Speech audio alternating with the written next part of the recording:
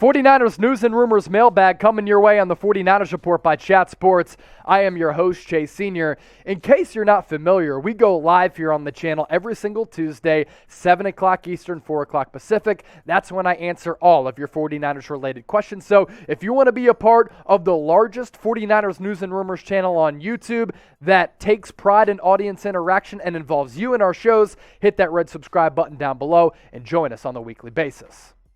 Mamba G, 33K.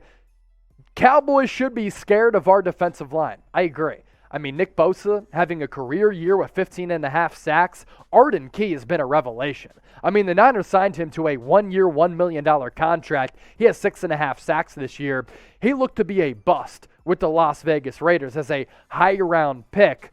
Comes to the Niners in free agency, and he's going to get the bag this offseason from a team that needs a pass rusher. What's really stood out to me and why I give credit to DeMeco Ryans, Arden Key was traditionally an edge rusher. DeMeco Ryans lined him up as a defensive tackle, and in that NASCAR package, man, they've been able to generate a lot of pressure. Javi A, Jimmy G on the injury questionable list.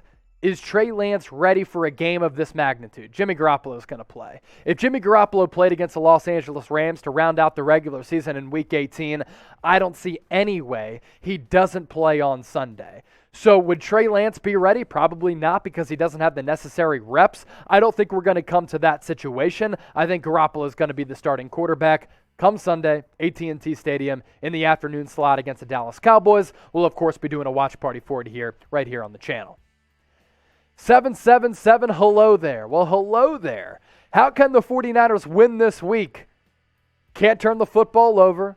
Got to play a clean brand of football. Got to get pressure on Dak Prescott. And you got to take advantage of a subpar Cowboys rush defense. Cowboys are 16th against the rush in the NFL. The forte and the strength of the Niners offense, led by offensive guru Kyle Shanahan, is running the football. So those are a couple of my keys. Can't get big played by Dak Prescott, Amari Cooper, as well as C.D. Lamb. But if you get pressure on the quarterback, Dak doesn't have any time to throw. You don't have to worry about getting big played. Get pressure on Dak just like you did with Matthew Stafford. Grade DeMeco Ryans' first year as defensive coordinator. I just gave him a shout out for how he's been able to switch up the defensive line of scrimmage, that interior, that point of attack, A, B, C, D, or F. I'm going to go ahead and say A or B. I don't know how you go anything less than that, but America is a land of freedom of speech. You can say whatever you want in the comment section, and we're a channel of the people.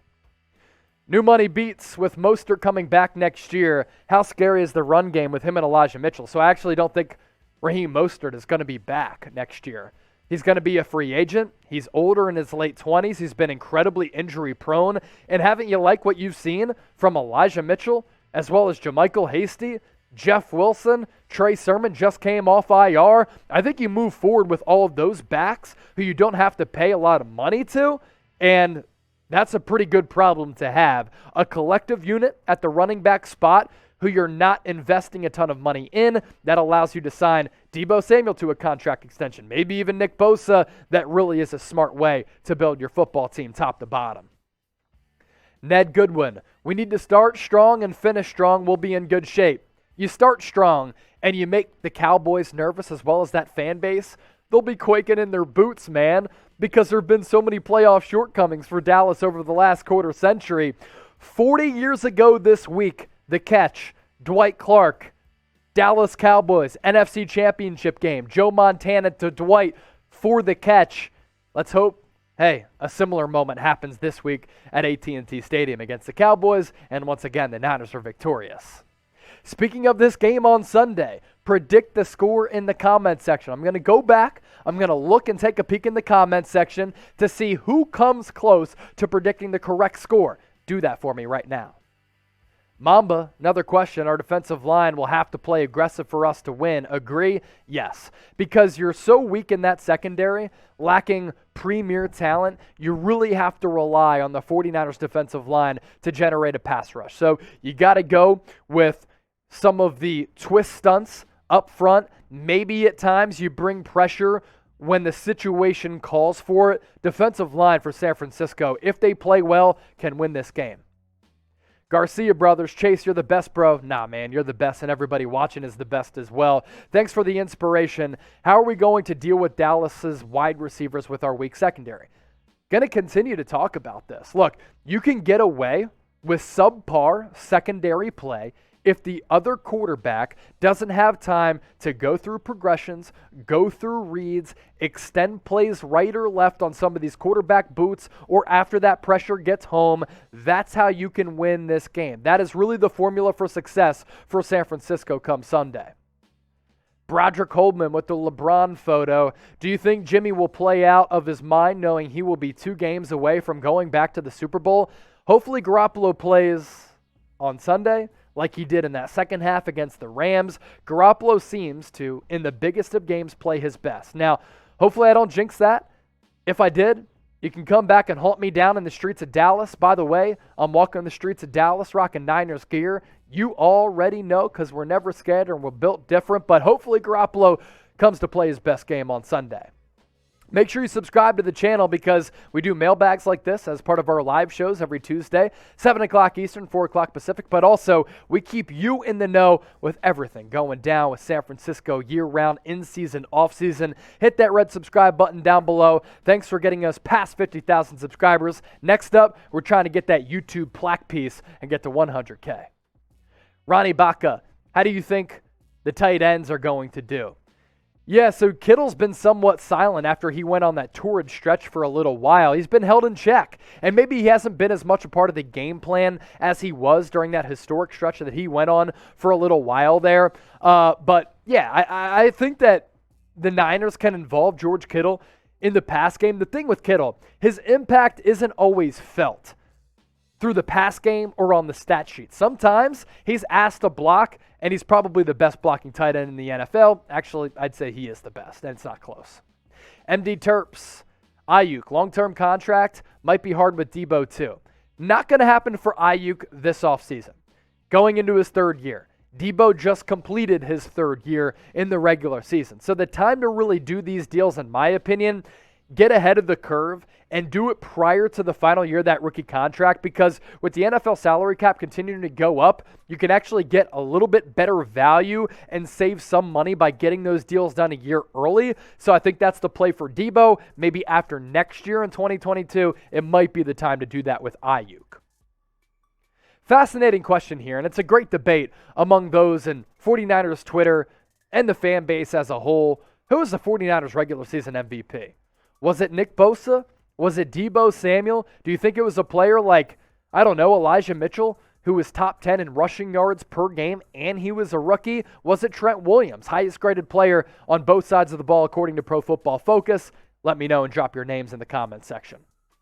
Bryan King, do you think we have seen the last of Trey this year?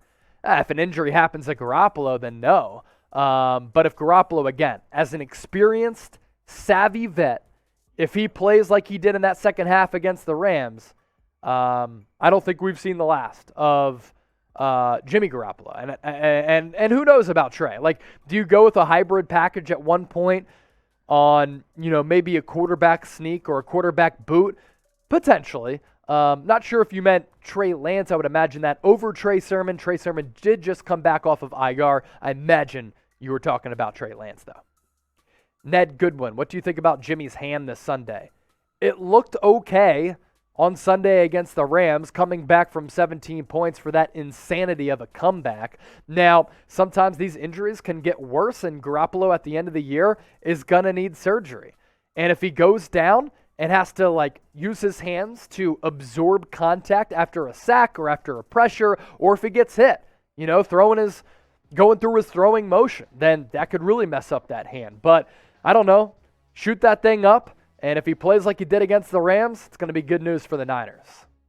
Speaking of Jimmy Garoppolo and kind of transitioning to this, that's what we call a segue in the business. Your level of confidence in Jimmy G, scale it for me from 1 to 100. 1 being uber confidence. 1, none at all. You sound off. 777, hello there. Can we make it to the Super Bowl? Yes. If they play their best game. And they're going to have to play their best. They're going to have to play elite football.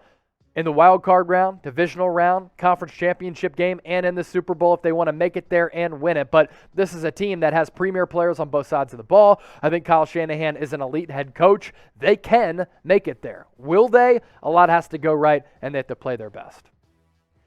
Gabriel Barrios, if we match up against the Rams in the divisional round, do you believe we'll make it 7 games in a row? Man, wouldn't that be something? Rams would have to beat the Cardinals, and some of the playoff positioning would have to kind of change up. I know George Kittle had said, hey, we want to take on the Rams again, and there's a potential that we'll be able to do that. Making it 7 in a row, very, very tough. But at this point, San Francisco kind of in the heads of the Rams, and they match up very well against that team.